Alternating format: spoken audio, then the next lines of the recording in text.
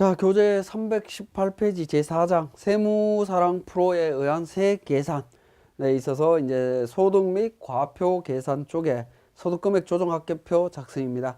자, 소득금액 조정합계표는 뭐 별도로 작성하는 게 아니고요.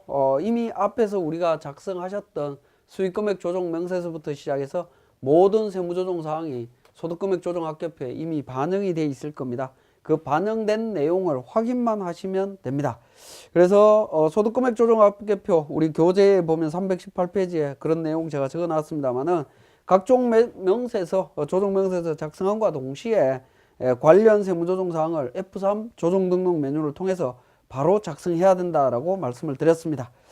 자, 319페이지에 소득자료명세서 관련되는 부분 잠깐 말씀을 드리면 우리 소득금액 조정합계표에서 세무조정사항을 정리할 때 상여, 배당, 기타 소득으로 소득 처분된 내용에 대해서 관리하는 부분이라고 말씀드렸고, 이 부분에 대해서는 앞에서 소득 처분제가 설명드릴 때 원천세 신고 관련되는 부분까지 자세히 설명을 드렸습니다. 인정상여는 귀속 시기가 법인세 결산사업 연도 중에 근로를 제공한 날이고, 인정배당, 기타 소득은 법인세 결산 확정일입니다. 그 다음에 지급시기는 법인세 과세표준 신고일이고요. 소득자 정리 방법에서 인정상여는 연말정산 자료를 합산해서 수정신고해야 되고요. 표현은 뭐 수정신고라고 했습니다만 재정산해야 된다라고 보시면 되겠습니다. 인정배당, 기타소득은 배당소득 또는 기타소득으로 합산해서 종합소득세 신고하시면 됩니다. 자, 320페이지에 소득구분계산서입니다. 자, 소득구분계산서는 법인세가 감면되는 사업과 기타 사업을 겸용할 때 원래 구분격리해야 되지만 과세사업과 감면사업에 공통으로 소요되는 경비 같은 경우에는 구분이 불가능하죠. 거기에 대한 안분계산을 하는 서식이다라고 보시면 되겠습니다. 그러나 우리가 하나 또 고민을 해보실 필요가 있는 부분은 감면사업과 비감면사업을 같이 겸용하는 경우는 구분해야 되는 건 이해는 하겠지만 만약에 감면사업만 운영하는 경우에도 소득구분계산서를 만들어야 되느냐 하는 건데 반드시 만들어야 됩니다. 왜냐하면 소득구분계산서 내용 중에 보시면 우리가 감면사업에서 발생된 소득이라 하더라도 비감면 소득으로 법인세법에서 규정하고 있는 것들이 있다라는 거죠. 그런 부분 때문에 반드시 구분하셔야 됩니다. 자, 320페이지의 맨 하단 부분에 보시면 부산물 매출액, 매출 할인, 매입 할인, 채무 면제 이익, 상각 채권 추심 이익, 그 다음에 판매 장려금 이런 부분들은 개별 입금이다라고 되어 있는데 개별 입금이라고 하는 부분은 과세 사업과 감면 사업 각각 구분되는 기준으로 적용을 해주겠다라고 보시면 됩니다.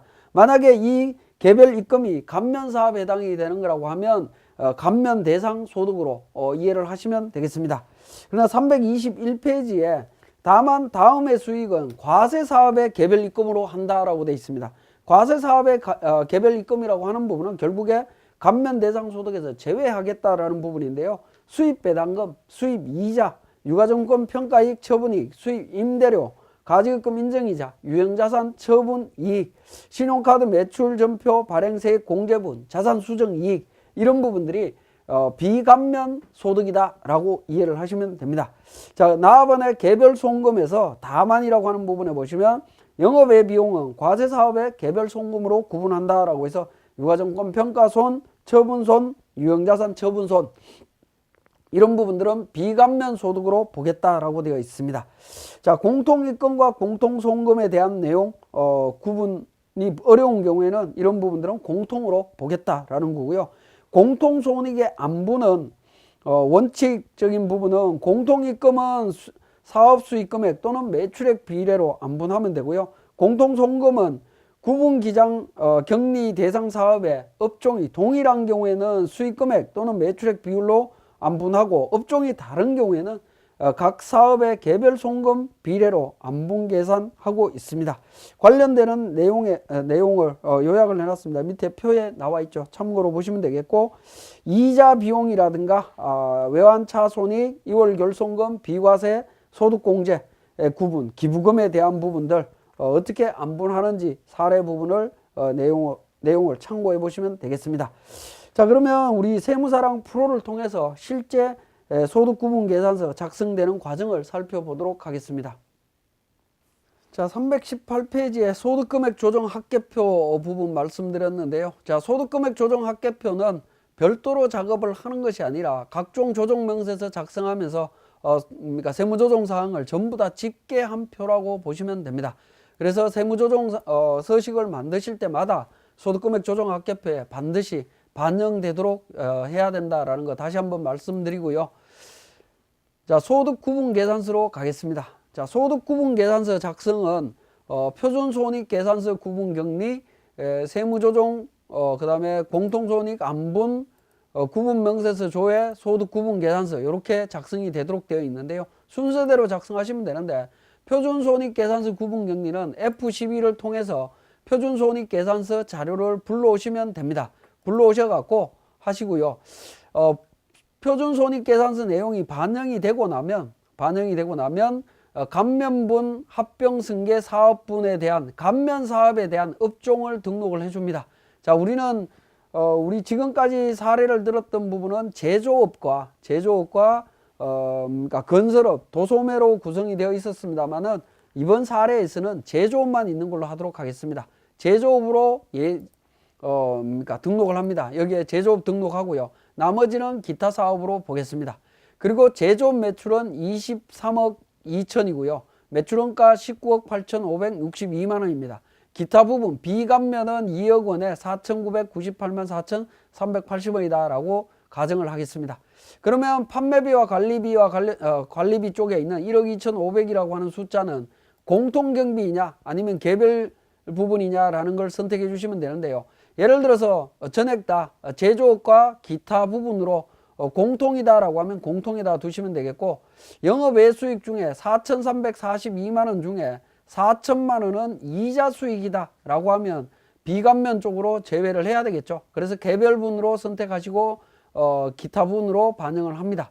영업외 비용에 1억 5,500에 대한 부분도 개별분 5천만 원이 있다라고 하면 기타 부분으로 5천만 원 또는 제조업 쪽에 반영하실 수도 있습니다. 그리고 2월 결손금이나 비과세 소득공제 내용이 있으면 반영하시면 됩니다. 그렇게 기본적으로 공통손익 또는 개별손익을 구분해서 정리를 해주시고 세무조정 소득 구분으로 갑니다. 그러면 입금산입, 송금불산입, 송금산입, 입금불산입이라고 하는 내용이 그러니까 과목명, 금액란이 반영되는 것을 확인하실 수가 있는데 F12 불러오기를 통해서 불러오시게 되면 소득금액 조정합계표에서 세무조정사항을 새로 불러와서 반영한다라고 되어 있습니다. 저는 이미 반영을 해놨기 때문에 반영하지는 않겠습니다. 근데 반영하게 되면 세무조정사항과 관련해서 과목, 구분, 감면, 선택 해서 보시면 오른쪽에 그러니까 소득 내용을 기준으로 해서 과목, 구분, 선택을 코드 번호가 있습니다. 번호별로 구분해서 분류를 해주시면 됩니다. 접대비 관련되는 부분 판관비에 해당이 되는 부분이고요. 구분은 개별 송금이냐 아니면 공통분이냐를 선택합니다. 개별분이고 감면사업 1에 해당이 되는 거다. 접대비 한도초가 공통분이고 해당이 공통분으로 하게 되면 감면사업과 비감면사업으로 안분계산이 되는 부분이죠. 건물 공통분이라고 하면 안분, 매출 누락 관련되는 부분 개별분이고 감면분입니다. 이런 형태로 전부 다 구분을 해주시면 됩니다. 구분을 해주시면 되는데 소득금액 조정합계표에 있는 내용이 여기에 반영이 되는데 기부금과 관련되는 부분은 소득금액 조정합계표에 반영되어 있지 않은 사항이죠. 그렇기 때문에 과목 추가를 통해서 기부금에 대한 부분을 별도로 반영을 시켜주시면 됩니다. 기부금은 법인세, 과세 표준 및 세액 조정 계산서에 기부금 한도 초과와 2월 송금 산입이라고 하는 부분이 있습니다. 여기에 있는 내용으로 반영을 해주시면 됩니다. 자, 그렇게 해서 기부금 관련되는 부분이 있다라고 하면 기부금 관련되는 부분까지 직접 반영을 해 주시고요. 그 다음에 공통손익의 안분 기준이 있습니다. 기본적으로 안분 기준은 세법에 따라서 정확하게 안분 기준들이 선택되어 있습니다. 선택되어 있는 부분 기준은 별도로 수정하실 필요는 없는 것 같습니다. 그대로 적용하시면 되겠고요. 4번 구분명세서 조회를 한번 해보시고 소득구분계산서를 작성하시면 됩니다.